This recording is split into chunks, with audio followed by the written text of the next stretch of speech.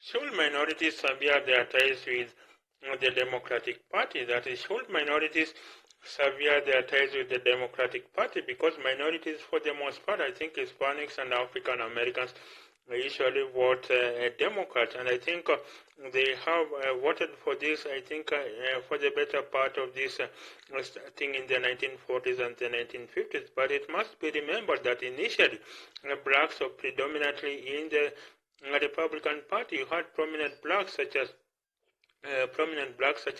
Booker T. Washington. In those days, they were in the Republican Party, so it occurred, I think, after the Jim Crow laws. I think it is the Democrats that were after the Jim Crow laws. So basically, should minorities sever their ties with the Democrats? And I think has the purpose of minorities being served by the Democrats? I think the Democrats are like the NGO in Africa. They promise change, but they don't deliver. So I think all these votes for Democrats from black and Hispanic communities, have they helped these communities at all? I think the Democrat Party is like the NGO in Africa. They promise change, but hardly don't do anything at all. Someone says the biggest danger to the African American is the white liberal. That is, someone says the biggest danger to the African American is the white liberal. So I think for now, these minorities, I think they have to take stock if they have benefited at all from this, from the Democrats, and maybe look, and maybe they should be amplifying. We should be amplifying the voices of black conservatives so that they can see they have a place in the Republican Party. And I think for Donald Trump, I think when he was in power, unemployment among blacks was as low as it has ever been. So of course, Republicans attract only about 8% of the black vote, but I think this could increase to 18 or 20%.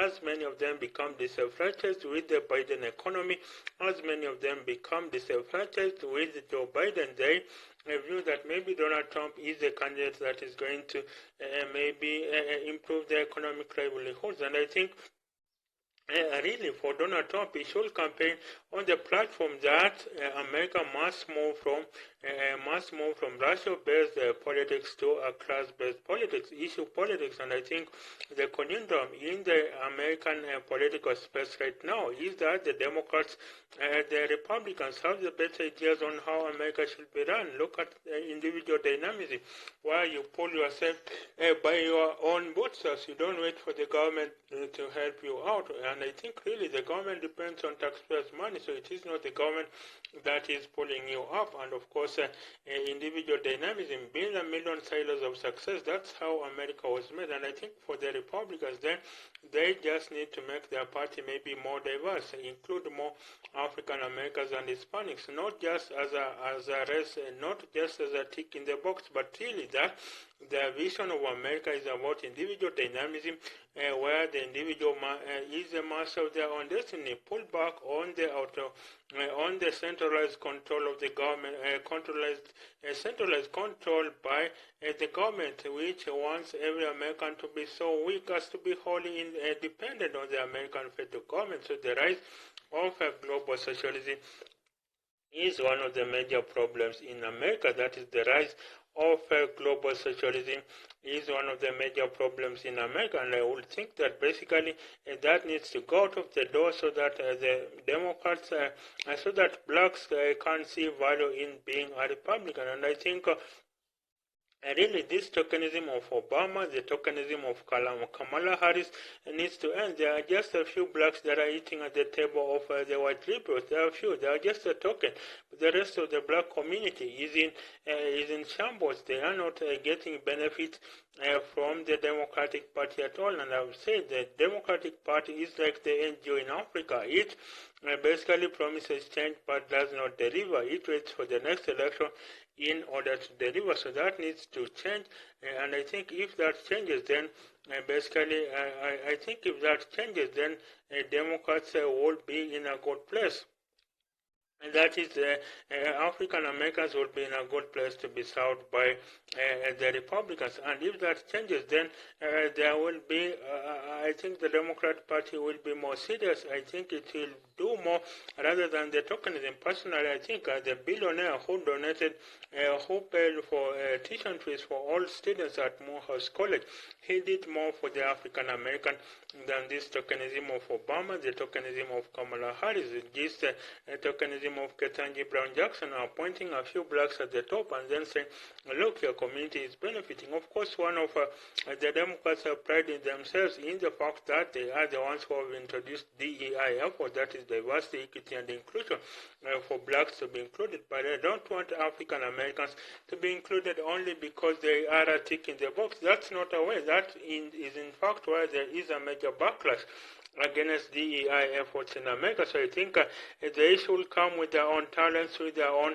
abilities as a people, not just as a tick in the box to say that basically, yes, I'm an African American and that is the only qualifying criteria. So that does not do justice to them, because their colleagues will think that they are less than qualified. Their white or Asian colleagues will think that they are less than qualified.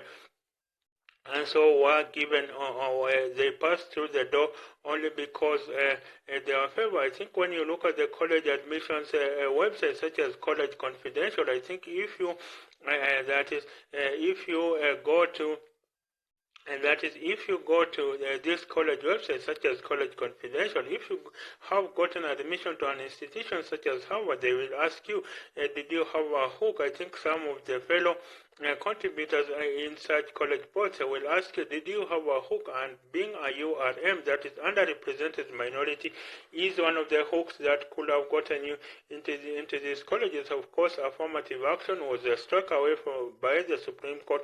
Race-based admissions to these colleges was struck away by the Supreme Court, and of course, now I think our prospective students to these colleges will not be ticking a box on their presumed deaths. But of course, I think Harvard replaced that ticking. I think many of these Ivy League colleges replaced ticking in the box, maybe as a race, as an African American or a white American, with short essay prompts. Of course, some will mention their race in the short essay prompts, but you can be sure that many, I think maybe the number of African Americans admitted will be diluted. So I think this maybe efforts against the efforts of DEI, they are noble, but then it is blacks who are suffering from the nation that they are less qualified. So let's maybe, and I think the way to uplift the African American community is really not in this DEI efforts, this DEI nonsense. It is not in DEI, it's not in diversity, equity, and inclusion. The way to uplift African Americans, I think, is to maybe work on the quality of the feeder schools, maybe inner city schools, fix the inner city schools, and maybe if colleges fix the historically black colleges such as Morehouse, such as Howard, so that then blacks have a fair chance of maybe going to work for Google or going to work for Microsoft, or even being a bed that is a startup capital. I think someone, a contributor to the technology, the startup website, startup news website, TechCrunch, said the next chapter in the civil rights movement, say that the next chapter in the civil rights movement is in availing business capital to black and Hispanic communities so that they can paint their own empty canvases. And I think a study shows that if blacks are availed business capital, they could add up to 4 percentage points to the American economic growth. So they are a huge benefit if the blacks could paint their own empty canvases. And look at Asian Americans. They have created a parallel state of upper middle class careers, and I think small business excellence. So basically, they don't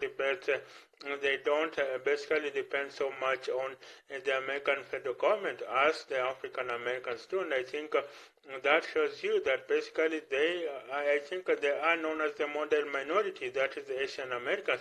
So for instance, even though they constitute just 2% of the American population, but they are admitted, they constitute about 20% of the students in the Ivy League, and if you remove race-based admission, they could go all the way up to 45%, so nearly half of the student body, as happened at the University of California public systems, a series of 13 colleges that make up the University of California public system. So when race-based admissions were done away with, the percentage of Asian Americans increased to about 45%, nearly half the student body, and maybe that is what I hope to see, and that is what I hope,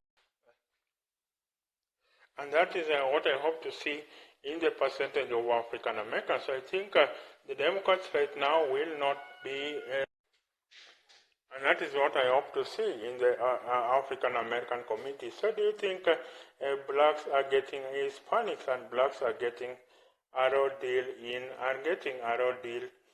from the Democrats? And I think they need to be able to maybe craft their own path, maybe join the Republicans, so that, and I think for Donald Trump, he needs to move away and campaign based on class and not in racial politics. So I think he will be a great president if he indeed does that. And I think if the Republican Party is more diverse, then there will be more African Americans that will support the Republican Party and make it the party of America. Because frankly, I think the fortunes of America are interlinked with the fortunes of the Republican Party. If the Republican Party does well, America also does well. If the Republican Party is in tatters, America is also in tatters.